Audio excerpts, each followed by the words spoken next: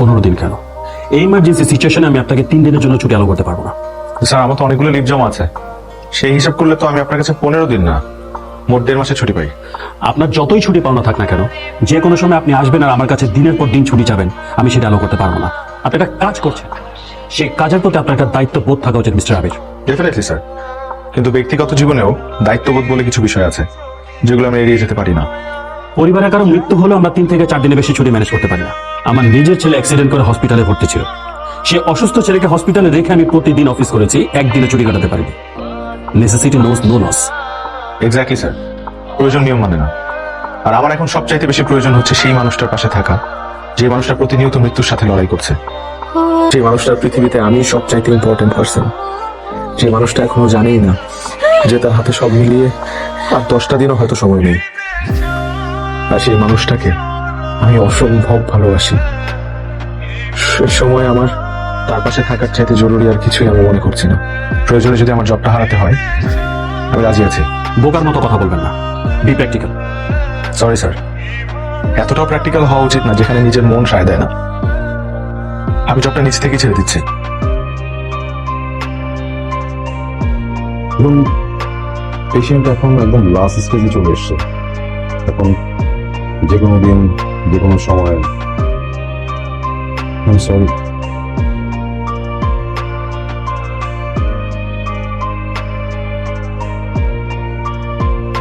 তবে হ্যাঁ, তোমাকে একেবারেই বুঝতে দেওয়া উচিত হবে না ওনার কন্ডিশনটা। তুমি এখন মেন্টালি যত স্ট্রং থাকতে পারবেন, তত বেশি দিন সার্ভাইভ করতে পারবেন।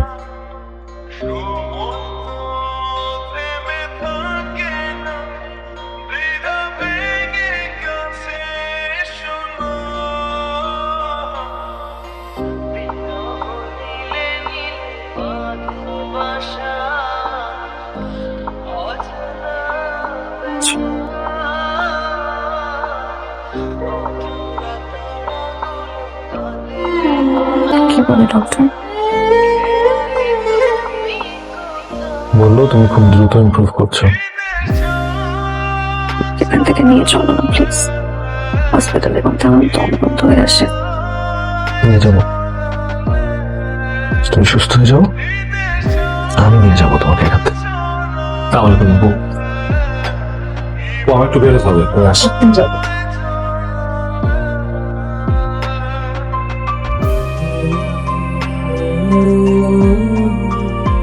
তুই লিয়ার কাছে শুনলাম তোর হার্টে নাকি প্রবলেম, তাই ভোরের ট্রেন ধরে সোজা তোর কাছে চলে আসছি। আমার হার্টের প্রবলেম মানে?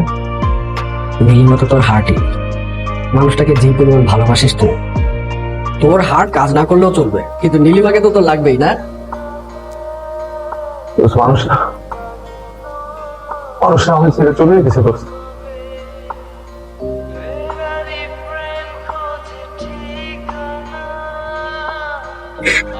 চল আগে ওর সাথে দেখা দিবেন।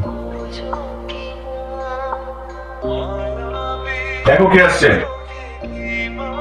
চিনতে পেরেছো? না, আপনাকে একবার দেখলে কি ভোলার উপায় আছে? এতদিন কোথায় ছিলেন? লজ্জায় গা ঢাকা দিয়েছিলাম, চাকরি বাকরি কিছু ঢুকলো না, পরে গ্রামে বাড়ি চলে গেলাম। সেখানে গিয়ে অবশ্য 4 মাসের কাজ শুরু করে দেখি, অবস্থা এখন বলবো না। কিন্তু তোমার অবস্থা তো ভালো দেখতেছি না বোন।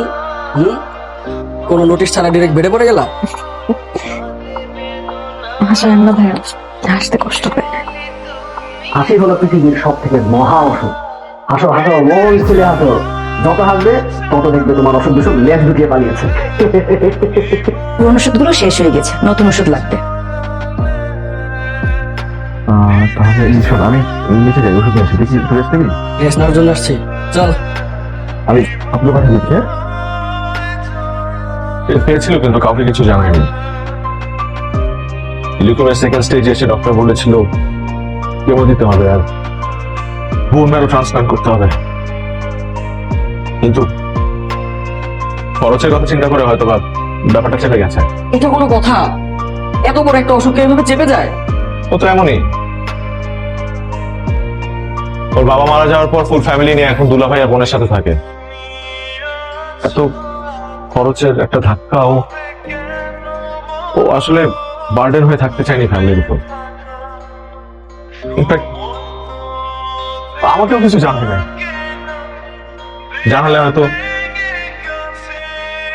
এত সহজে ওকে যেতে দিতাম না। আমি বোন মেয়েরও ট্রান্সপ্লান্ট করে এখন কিছু হবে না যদি বিদেশ নিয়ে যাই? এখন আর কিছুই হবে না, এখন আর কোনো লাভ নেই। ওর সারা শরীরে ক্যান্সারের জীবাণু ছড়িয়ে গেছে, এমনকি ব্রেনেও।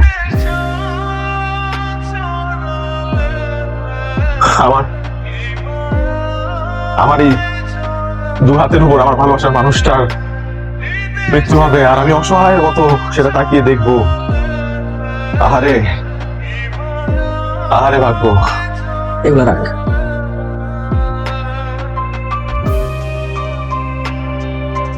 টাকা দিয়ে এখন আর কি হবে? ওকে তো আর ফেরানো যাবে না। এই টাকাগুলো শেষ হাসির জন্য। এখন থেকে ওর যা যা ইচ্ছা, যা যা পছন্দ সবকিছু এনে ওর সামনে হাজির করবো। আবির, ওর উইশ বুকটা কোথায় রে? আছে এখনো? আচ্ছা, তো ওর সাথে ব্যাগেই তো থাকে। চল, সময় নষ্ট করা যাবে না, চল।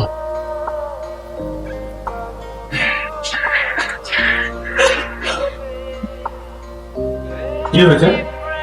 কিছু না, আপনার পাশে বসে মা কান্নাকাটি করছিল তো আপনার রাগ করছে।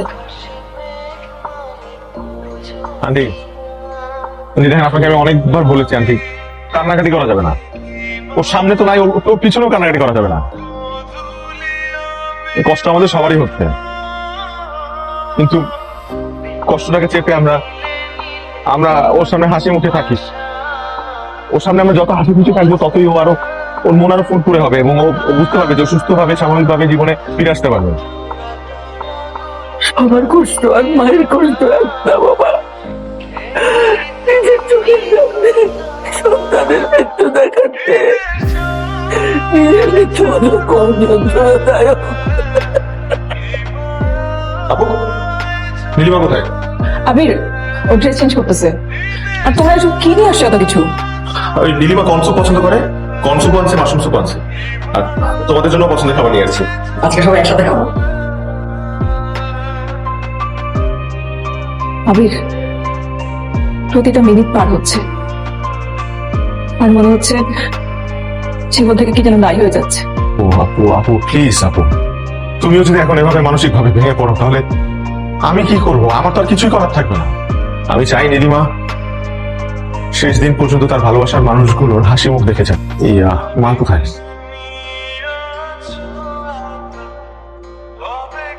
মা খেয়েছে কিছু?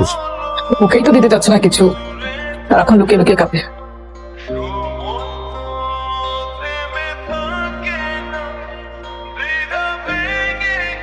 কি চাচ্ছেন? সবাই মিলে হাসপাতালে ভর্তি হয়ে যাবেন সিরিয়ালি? তাহলে কান্নাকাটি করে সারাদিন না খেয়ে থেকে কোনো কিছু সমাধান হবে?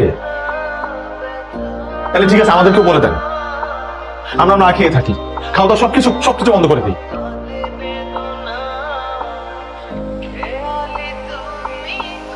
আবির, যাও, নীল অনেকক্ষণ একা আছে, যাও দিচ্ছি। যা, একটু কাকিমা দেখে নিয়ে আসি। কি খবর? বাহ, আপনি দেখি একদিনের পর থেকে বেশি সুস্থ হয়ে গেছেন। আমি স্যার কোথায়? আমাকে তো অ্যাওয়ার্ড দিতে হবে। আবির ভাই তো একটু বাইরে গেছে, এখনই চলে আসবে। আচ্ছা আচ্ছা, দেখি আমি একটু চেক করি। হ্যাঁ। দেখি আপনার চোখটা। বাহ বাহ, চমৎকার। আমাকে সত্যি করে একটা কথা বলবেন? ডক্টরদের কাজ সত্য নিয়ে। আমাকে কি সারিয়ে তোলা সম্ভব ডক্টর? আমি আবিরকে ছেড়ে, আমার ফ্যামিলিকে ছেড়ে কোথাও যেতে চাই না। আবির আর আমি ছাড়া কেউ নেই।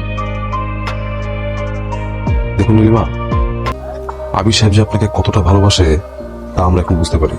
এখন আমার কথা হচ্ছে, আপনি মেন্টালি যতটা স্ট্রং থাকতে পারবেন তত দ্রুত ফিজিক্যালি রিকভার করবেন। আপনি সত্যি বলছেন? বিশ্বাসটা নিজের উপর রাখুন। কি আপনার বিষয়টা? মোটেও না, প্রেমিক প্রেমিকা প্রেম করে বিয়ে করেছে, এটা তো খুবই কমন ঘটনা। কোথায় গিয়ে করেছে সেটা দেখতে চাই। শূন্য তো খালি অর্ধেক অর্ধেক। বাজারে প্লিজ আবির, আমরা বিয়েটা মজারই করবো প্লিজ প্লিজ প্লিজ প্লিজ কি মনে করো তুমি সবকিছু ছেলে খেলা? আবেগে বিবেক হারিও না। Don't be stupid. আমি বিবেক হারাচ্ছি না বাবা, উল্টো আমি বিবেকের কথাই বলছি। আমি চাই একজন মৃত্যু পথযাত্রী মানুষ তার ভালোবাসার সর্বোচ্চ সম্মানটুকু পাক। Don't behave like a teenager. বাস্তবতাই ছিল। ঘটনা ঘটে গেলেই তো বাস্তব হয়ে ওঠে। আর আমি নীলিমাকে বিয়েটা করছি। This is my final decision, আর আমি আমার ডিসিশনটা জানাতে আসছিলাম। আমি তুই তো বাবাকে ডিসিশন জানাতে এসেছিস, পারমিশন নিতে আসিসনি। দেখো, ভালোবাসাটাকে আমি অন্যায় চোখে দেখছি না, কিন্তু তাই বলে যে মেয়েটা 2 দিন পরে পৃথিবীতেই থাকবে না, সেই মেয়েকে বিয়ে করার সিদ্ধান্ত নেওয়াটা অন্যায়, নিজের সাথে অন্যায়। ফ্যামিলির দায়িত্ববোধের কথা নাই বাদই দিলাম। আমি জেনে বুঝে বিয়ে করার সিদ্ধান্তটা নিয়েছি। তাহলে কি সারা জীবন একা থাকবে? কখনো কোনো পুরুষ মানুষ একা জীবন কাটাতে পারে না। তা তুমি কিভাবে একা ছিলে বাবা? তুমি তো তোমার লাইফের ম্যাক্সিমাম টাইম একা বনে জঙ্গলে কাটিয়ে দিয়েছো। কই, তোমার তো কোনো প্রবলেম হয়নি? তাহলে আমার কোনো প্রবলেম হবে না, because I am your child. Don't forget, it was my duty for the nation. It's also my duty for my love. আমাদের জন্য দোয়া করো মা। সিদ্ধান্ত জানিয়ে চলে যাচ্ছ, যাও, কিন্তু আমার কথার অবাধ্যকারীর এই বাড়িতে কোনো ঠাঁই নেই। আবির, আপু, আঙ্কেল মারা যাবার পর তুমি আর ভাইয়াই ওদেরকে বড় করেছো, আগলে রেখেছো।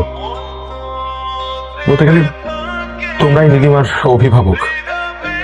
মা এখানে আছে, আমি তোমাদের সবাইকে সামনে রেখে একটা প্রস্তাব দিতে চাই। আমি নীলিমাকে বিয়ে করতে চাই। কি বলছো আবির এসব? আমি ঠিকই বলছি। তোমরা খুব ভালো করে জানো যে আমি জীবনে পাগলের মতো একটা মানুষকে ভালোবাসি, সেটা নীলিমা। ভালোবাসছি কি, ভালোবাসি, এবং আমার মৃত্যুর আগ মুহূর্ত পর্যন্ত আমি ওকে ভালোবেসে যাবো। প্লিজ আমার ভালোবাসার মানুষটা শেষ ইচ্ছাটা তোমরা পূরণ করতে দাও প্লিজ। মা, আপনি অনুমতিটা দেন প্লিজ। জীবন নিয়ে পাগলামি করে না বাবা। পাগলামি করছি না মা। আপনি আপনি আমাকে একটাবার ডক্টর আবির, ডক্টর, আমি নীলিমাকে বিয়ে করছি। কি বলছেন আপনি? আমি ঠিকই বলছি, এবং বিয়েটা মাজারে হবে। আপনি কি পাগল হয়েছেন? পেশেন্টের যে কন্ডিশন, ওকে 1 মিনিটের জন্য হসপিটাল থেকে মুভ করানো যাবে না। সেটা আমি বুঝতে পারছি, আপনাদের কথার সাথে আমি দ্বিমত পোষণ করছি না, কিন্তু আমার এই কাজটা করতেই হবে, আমার হাতে সময় নেই। মিস্টার আবির, প্লিজ ছেলে মানুষই করবেন না। আপনি তো সব সিচুয়েশন জানেন। আমি জানি আমার সিচুয়েশন, আমি জানি, এবং আমি আমার ভালোবাসার মানুষের সিচুয়েশনটাও জানি। ডক্টর, প্লিজ আপনার আমাকে এই সুযোগটা করে দিতে হবে। I am sorry. না না, আপনি নিজেই তো বলেছেন, আমাকে বলেছেন না যে ওকে স্পেশাল ফিল করাতে, ওকে সবসময় মেন্টাল সাপোর্ট দিতে, ওকে হ্যাপি রাখতে। আমি দিচ্ছি তো, বিশ্বাস করেন, আমি যদি এই পাগলামিটা করি ও সবচেয়ে বেশি হ্যাপি হবে। Okay, let me talk to our higher authority. Please. এসো।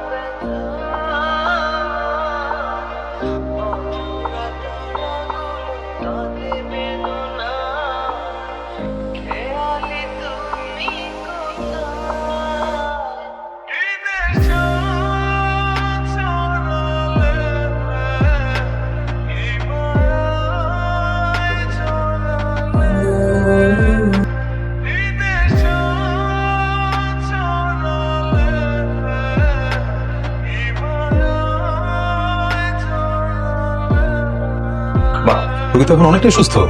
তাই না ডক্টর? আমার তাই মনে হচ্ছে। আমাকে রিলিজ দিয়ে দিন না ডক্টর। হ্যাঁ,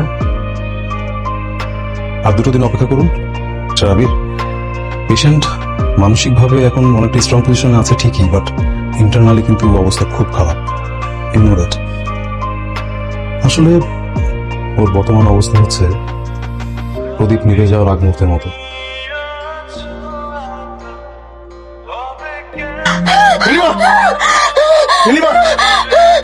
হবে না তোমার কিচ্ছু হবে।